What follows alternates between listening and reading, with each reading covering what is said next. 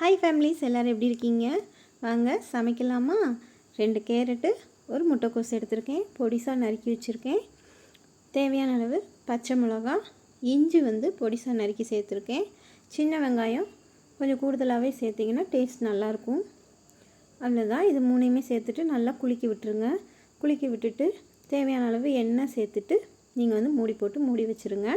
அது ஒரு பக்கம் வேகட்டும். இதுக்கு தேவையான அரைப்பு என்னென்னு பார்க்கலாம். தேங்காய் அரை மூடி எடுத்திருக்கேன். அதுக்கப்புறமா ஜீரகம் இருக்கு இல்லைங்களா, சின்ன ஜீரகம், அது 2 ஸ்பூனு, 3 பச்சை மிளகா, ஒரு 2 பல் பூண்டு, அரை ஸ்பூனு மஞ்சத்தூள், கொஞ்சமாக கருவேப்பிலை. இது எல்லாத்தையும் தண்ணி சேர்க்காமல் குறப்பாக அரைச்சிக்கோங்க. முக்கால் பதத்துக்கு காய் வெந்ததுக்கப்புறமா நம்ம அரைச்சி வச்ச விழுதையும் அதுக்கு தேவையான உப்பையும் சேர்த்து நல்லா கிளறி விட்டு அந்த பச்சை வாசனை போனதுக்கப்புறமா இறக்கி சாப்பிட்டு பாருங்கள். சூப்பராக இருக்கும். இது வெந்ததுக்கப்புறமா இன்னொரு ப்ராசஸும் இருக்குது. என்னென்னு பார்க்கலாமா?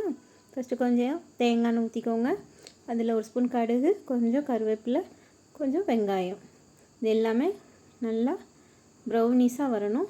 இந்த மாதிரி வந்ததுக்கப்புறமா அதை ஆஃப் பண்ணதுக்கப்புறம் இதை மேலே ஊற்றி விட்ருங்க. ஒரு கிளறி சாப்பிட்டு பாருங்கள். சூப்பராக இருக்கும். செஞ்சு பார்த்துட்டு எப்படி இருந்துச்சுன்னு கமெண்ட்டில் சொல்லுங்கள். Thank you families. பாய்.